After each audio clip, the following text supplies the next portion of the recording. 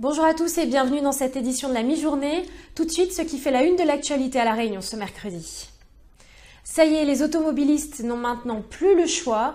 Le nouveau contrôle technique est désormais obligatoire. Avec 400 points de contrôle sur les véhicules, les chances de devoir passer une contre-visite ou même de voir son véhicule immobilisé sont plus grandes. Sur notre île, la différence de prix n'est pas énorme. Les coûts de l'ancien contrôle étant plus élevés qu'en métropole. Le point avec Charline Bakowski. Alors pour ce qui va changer, les défauts vont devenir plus sévères, beaucoup plus sévères. Plein de défauts qui étaient juste signalés maintenant vont passer en contre-visite.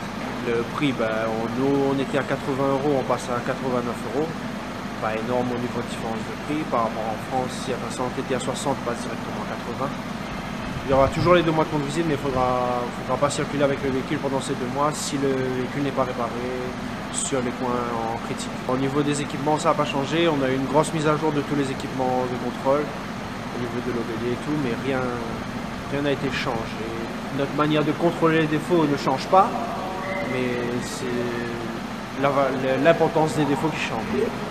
Avant, un écoulement d'huile n'était pas en contre-visite.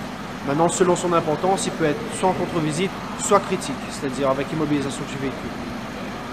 Avant, une plaque de protection sous moteur était juste signalée, maintenant elle sera en contre-visite.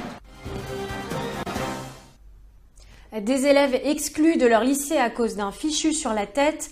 Autour des parents d'élèves de se mobiliser, une manifestation de soutien est prévue le lundi 28 mai prochain devant le parvis du lycée Lecomte de Lille. Les raisons de cette mobilisation au micro de Charline Bakowski. Les filles qui arrivent en voile au portail l'enlèvent, d'accord, l'enlèvent et rentrent sans le voile. Et il y en a quelques-unes qui portent un fichu. Mais un fichu, pour moi, pour les Mahorais et pour les locaux, c'est pas un signe ostentatoire. Ce n'est ni écrit dans la loi, et un fichu, c'est un tenue culturelle pour les Mahorais et pour les Indiennes qui le portent à l'intérieur. C'est un morceau de tissu sur la tête qui n'a nulle part en contradiction avec la loi de 2004. À 3 semaines du bac où les élèves devaient être sereins, confiants et mis pour qu'ils puissent correctement réviser le bac, ce n'est pas normal que tout ce chahut sort aujourd'hui et qu'il y a des filles, il y a une fille qui a été déjà exclue et que d'autres filles sont sur le point d'être exclues. Je voudrais que le recteur revienne un petit peu sur sa position et qu'il autorise cette tolérance, il remet cette tolérance en place pour que nos filles soient sereines. Pour terminer, je voulais juste poser au recteur une question. Est-ce que le fichu est un signe religieux? Et si oui, pour quelle religion? Parce que le fichu, il a été né au XVIIIe siècle par l'Angleterre, arrivé au XIXe siècle en France, et il n'a jamais été un signe religieux. Donc s'il est un signe religieux, pour quelle religion? Et sinon, pourquoi on dit que c'est un signe religieux et on l'interdit en cours? Et le débat sur l'obligation vaccinale continue. L'Agence régionale de santé a organisé une conférence débat sur le sujet hier. Parmi les participants, Philippe de Chazourne, médecin généraliste et président de l'association Med-Océan. Pour lui, l'obligation incite à la méfiance. Le point au micro de Soichon.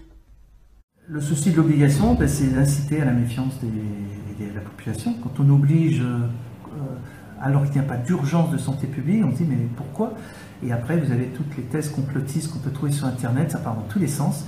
Et on a beaucoup de mal, nous, à Med-Océan, d'essayer de lutter contre ces fausses polémiques pour lesquelles qu'on ne partage pas du tout. Nous sommes des vaccinaux, nous, on vaccine, mais pas tous les vaccins proposés, pas à tout le monde. Il y a des facteurs de risque, il faut voir les antécédents.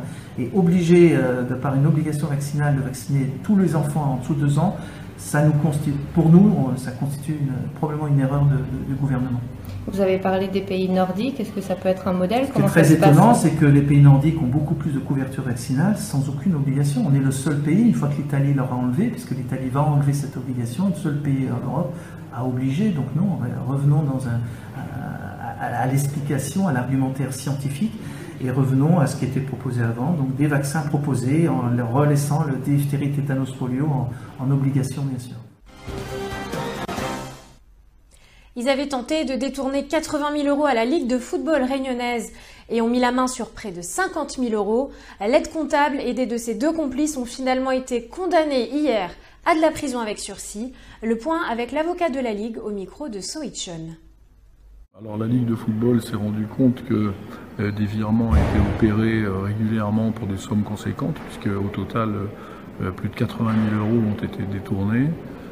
Et donc une deuxième phase consistait à essayer de remonter jusqu'à la source pour savoir effectivement qui avait été l'auteur de ces virements, sachant que cet auteur avait bénéficié de complicité pour pouvoir récupérer l'argent par l'intermédiaire de comptes en banque déjà ouverts. C'est la fin de cette édition, merci de nous avoir suivis. On se retrouve dès 18 h pour un nouveau journal.